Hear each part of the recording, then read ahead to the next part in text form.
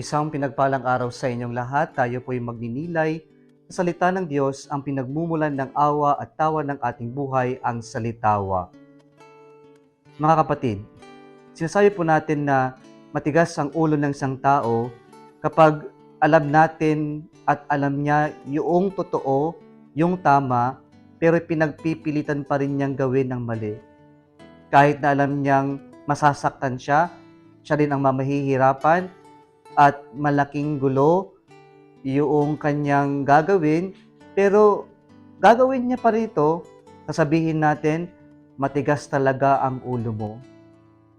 Pero iba naman yung sinasabi natin, matigas ang puso, na kahit na puso sa pusong nakikiusap yung tao, nagmamakaawa, o kaya naman yung tao ay nakikiusap sa atin ng masinsinan, pero pinapairal natin yung sariling damdamin natin, sariling perspektibo natin, sariling pagkakaalam natin, at hindi natin inuunawa, iniintindi kung ano yung ipinapakausap sa atin. Sasabihin natin, matigas ang puso mo. Mga kapatid, lumapit po ang mga Pariseo kay Jesus para siya ay subukin.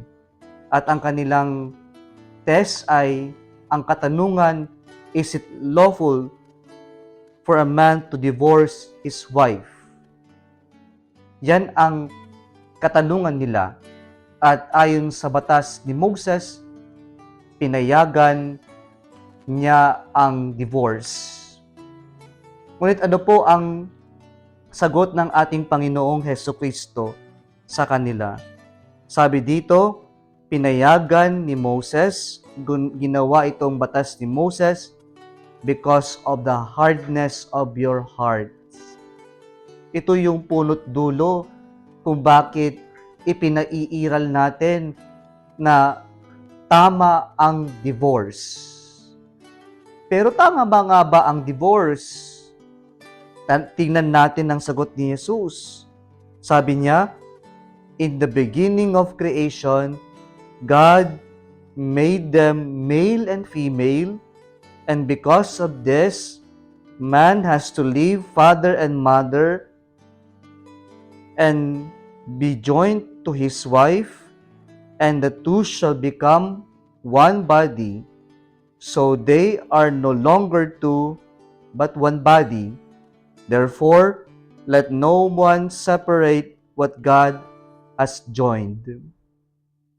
Sa sagot ni Jesus, ang tanong na tama ba ang divorce? Ang agarang sagot, hindi, maling-mali. Upang maunawa natin kung bakit mali, sabi ni Jesus, pinagkaisa niya, ang kasal ay para sa lalaki at babae, male and female. Sila ay nagmahalan, pinagkaisa ng Diyos. And sabi dito, man has to leave his father and mother and be joined to his wife. Pinagkakaisa sila ng Diyos, ang lalaki at babae lamang, upang bumuo ng kanilang sariling pamilya. Then sabi dito, they are no longer two, but one. Because it is God who is joining the man and woman, then they are no longer two, but one. One body. Pinagkakaisa sila. Unity ng pagsasama, ng pagmamahalan ng lalaki at babae. At sabi sa huling sentence ni Jesus, therefore, let no one separate what God has joined together. Malinaw po dito na wala sa plano ng Diyos ang divorce. Dahil ang gusto ng Diyos ay magsama, pagkaisahin ang lalaki at babaeng nagmamahalan sa sakramento ng kasal, at yung kanilang pagsasama ay magpapatawad. magpakailanman. Pero paano nga ba, bakit nga ba pumapasok ngayon ang divorce sa usapan? Lalong-lalo na po yung Acts 43-49 na 139 representatives ang bumoto ng affirmative, 109 ang bumoto ng negative, at 20 ang bumoto ng absentensya.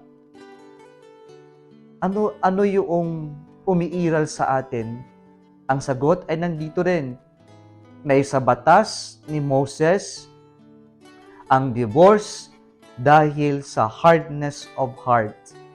And the closest word that I can think about with this phrase, hardness of heart, is selfishness, pagkamakasarili. Ang buhay mag-asawa, pamilya, ay para sa mga kayang ibigay ng buong buo ang kanilang sarili para sa iba.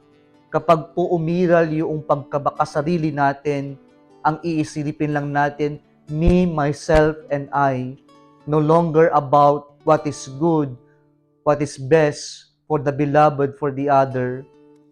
Ang pag-ibig, mga kapatid, sa sakramento ng kasal is a total, faithful, fruitful self-donation or self-giving.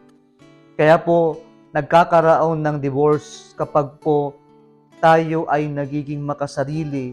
Kapag naging makasarili tayo, ano yung mangyayari? Iisipin lang natin yung sarili natin. At kapag yung sarili lang natin yung iniisip natin, magkakaroon ng misunderstandings, ng away, at doon po nauungkat o lumalabas yung hindi na pagkakaayos.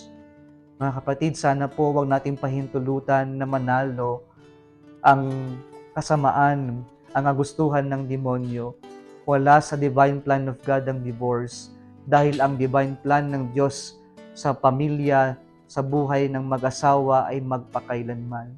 Ang lagi nating isipin dito, huwag tayong papasok sa commitment sa kasal kung hindi pa tayo handang ibigay ang sarili natin ng buong buo sa minamahal natin. Napakahalaga na malinaw to sa atin bago natin pasukin ang napakasagradong tinatawag nating kasal. Remember, brothers and sisters, marriage is a divine institution. Family is also a divine institution. It is sacred because it is God's plan. It's coming from God. And so let us not meddle to the affairs of God. Let us not try to destroy to the affairs of God, destroy the affairs of God, the work of God, just because we are being too selfish. Muli, isang pinagpalang araw sa inyong lahat.